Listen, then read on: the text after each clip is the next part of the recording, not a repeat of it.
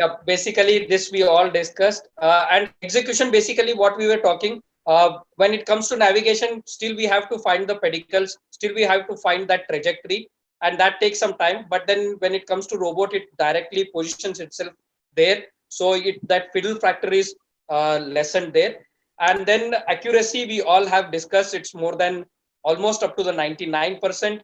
And basically this what was we were stressing, like Dr. Bharat was also stressing, that you need to actually basically familiarize with your gadgets. So with the experience, your accuracy will go up. So don't get frustrated initial period when if you find that it is going to increase your time, operative time, or maybe one or screw goes here and there. That is all part of the learning curve. And then again, this is with the reduction of basically radiation evidence. Again, it reduces the screw malposition, fever. This is another very important factor, that it reduces the adjacent segment degeneration by planning properly, by decreasing the proximal facet violations. That is very important when it comes to lumbar spine. Again, the cost, basically, this is a US study. Alok might be able to comment better. So they say that because they have converted most of those cases from open to minimal invasive with the help of the robot, so the cost has actually gone down. It really doesn't uh, translate into basically expensive gadget. And then accuracy, again, this is when another one important factor when we use this navigation or a robot, that you will be able to do biopsies which are hard to reach the regions, from the regions where initially which was not possible, or do a accurate vertebroplasties, or to do a accurate kyphoplasties in hemangiomas and fractures. So this is case one. This was our first case, which was an open simple listhesis case. This was done as a first case for with our robot. So this simple with basically a this is how it was executed. And actually, when you start using this, your initial few cases, that definitely the time is going to be more. But once your team and yourself basically get familiarized with the robot, the time decreases. You take only maximum of 6 to 10 minutes putting 4 screws once you get familiarized with your basically robot. So that's another case. So this is an osteoporotic fracture. So we did a cement augmented pedicle screw fixation using the robot. And this is a scoliosis, lumbar scoli. Again, this was done using the robot.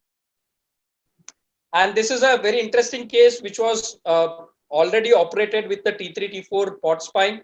And she got a secondarily infected. They had to remove the implants. And then she came back to us with this kind of a deformity, where the cervicothoracic deformity, very grotesque cervicothoracic deformity with paraparesis.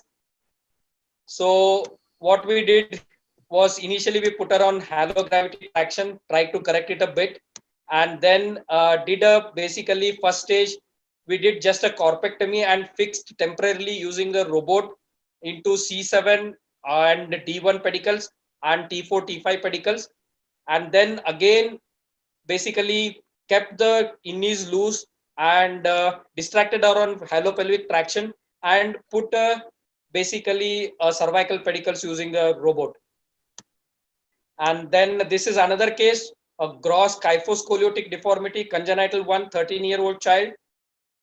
So again, we used a robot with the meticulous planning here. So this was what we could get.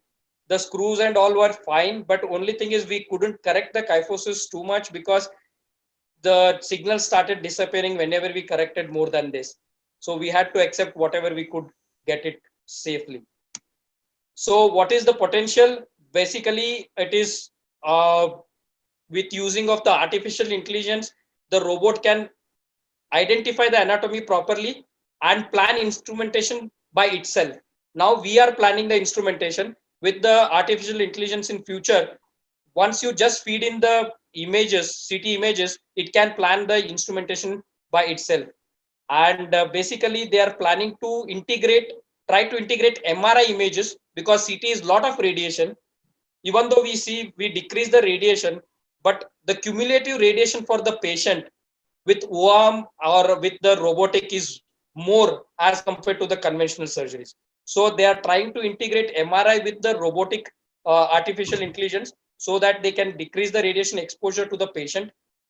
And they are trying to construct a basically a machine to execute the rod bending. You Yeah. plan it, rod count automatically bends itself and comes back to you, and integration of robot with the IONM and drills and all that. So the next era is going to be maybe like a Thanos arm, just click of your finger. Integration of a 5G technology with the artificial intelligence, like Alok was showing, you can do a remote, basically surgeries with much faster and much accuracy. So current limitation is basically the skiving is a major problem with the robot. MRI data is not yet integrated into it. Definitely recurring cost is one of the major limitations for us, what we are using in our institution. Like Dr. Bharat is using in every case, OAM and navigation. The robot, we cannot use it in every case because of the cost implications. And basically, it is only used for right now for the screw guidance, but maybe robot can completely guide you doing osteotomies, completely guide you doing laminectomies. So that is possible in future. So robot is definitely, these technologies are revolutioning spine surgery. Definitely they will optimize the recovery. They increase the precision and accuracy, and eventually help surgeon to focus on core work like maybe decompression. Thank you.